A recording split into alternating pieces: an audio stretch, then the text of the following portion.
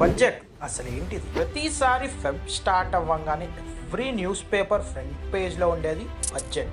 అసలు మనం పే చేసిన ట్యాక్సెస్ డబ్బులు ఏమవుతుంది? ఇయర్ వచ్చిన బడ్జెట్ని ఇంటరమ్ బడ్జెట్ అంటున్నారు. ఏంటిది? సో భయా నమస్తే, రండి బడ్జెట్ 2024 ఏంటో తెలుసుకుందాం. Honorable Speaker, I present the interim budget for 24-25. డబ్బులు ఎవరికి ఊరికే రావు. Chapter 1 what is union budget? రండి దీనిని ఒక ఎగ్జాంపుల్తో తెలుసుకుందాం. ప్రతి గ్యాంగ్లో ఒకడు ఉంటాడు. రండి మామ గోవా పోదామని ప్లాన్ చేసి హోటల్కి 2K, రైడ్కి 3K, ఇంకా మన స్టఫ్కి 5K, టోటల్ 10K అన్నీ సెట్. రేపు వెళ్దాం. ది నెక్స్ట్ డే, అరే మా డాడీ పంపట్లేదురా. ఇప్పుడు అబో ఎగ్జాంపుల్లో ఎలా అయితే గోవాకి పోదామని ఆ ఫ్రెండ్ ప్లాన్ చేశాడో, అలాగే మన సెంట్రల్ గవర్నమెంట్ తన దగ్గరికి వచ్చిన డబ్బులని ఏ సెక్టార్లో ఖర్చు పెట్టాలి, దేనికి ఖర్చు పెట్టాలి, ఎంతెంత ఖర్చు పెట్టాలని ఎవ్రీ ఇయర్ ఫెబ్ 1 కి యూనియన్ బడ్జెట్ అని లోక్సభలో ఫైనాన్స్ మినిస్టర్ ప్రవేశపెడతారు. माननीय वित्त मंत्री जी,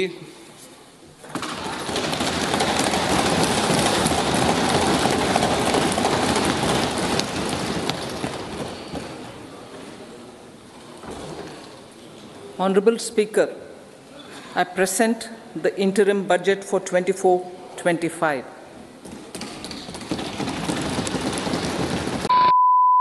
ఈ బడ్జెట్ ని ఫస్ట్ ప్రెజెంట్ చేసింది finance minister R K Shanmukham Chetty. ఈయన ఆఫ్టర్ ఇండిపెండెన్స్ 26 నవంబర్ 1947 కి ఫస్ట్ బడ్జెట్ ప్రవేశపెట్టారు. బడ్జెట్ వచ్చేసి 197.29 crore. Chapter 2 what is budget? Budget వల్ల మనకి 3 విషయాలు తెలుస్తాయి. నంబర్ 1, గవర్నమెంట్ కి ఇన్కమ్ ఎలా వస్తుంది.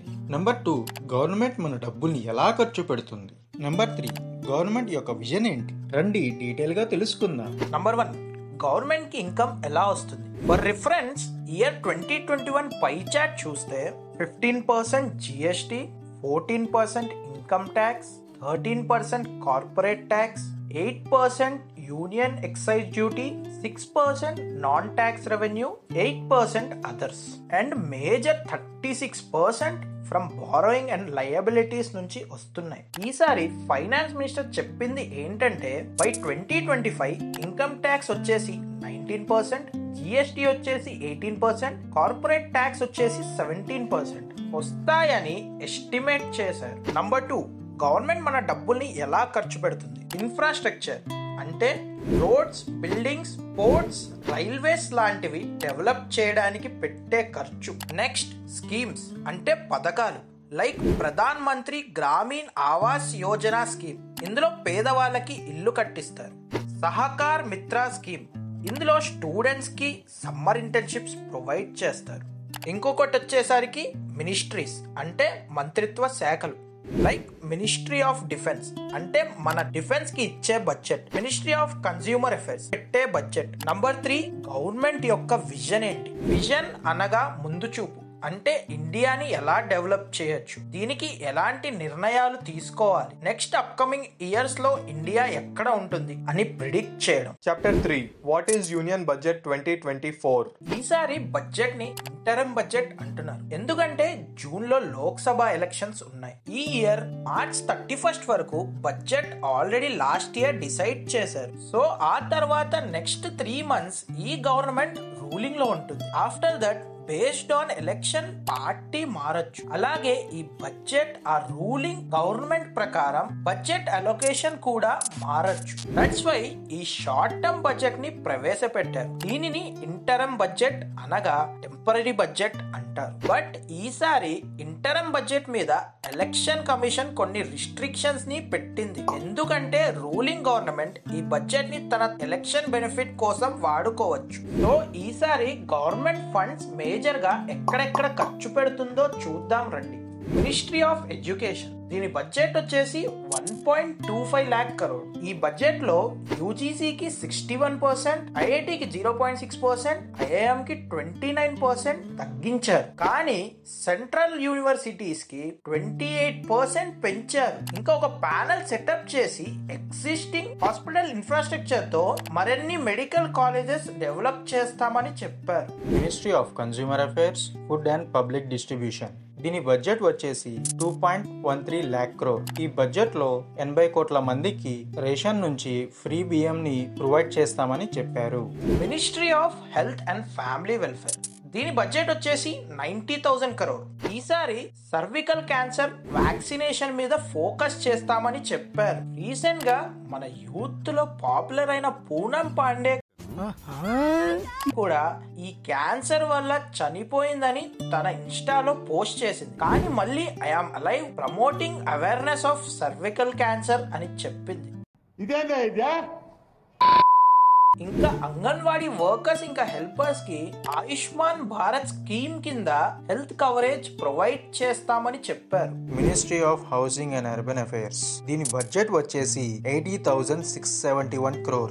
మధ్యతరగతి కుటుంబాలకి పేదవారికి ఇల్లులు కట్టడానికి హెల్ప్ చేస్తామని చెప్పారు. ఇంకా 1 కోటి ఇల్లులకి రూఫ్ టాప్ సోలార్ ప్యానెల్స్ ని సెటప్ చేస్తామని చెప్పారు. మినిస్ట్రీ ఆఫ్ రైల్వేస్ దీని బడ్జెట్ వచ్చేసి 2.55 lakh crore. ఈసారి ఫైనాన్స్ మినిస్టర్ 3 మెయిన్ కారిడార్స్ మీద ఫోకస్ చేయమని చెప్పింది. Number 1 energy, mineral and cement.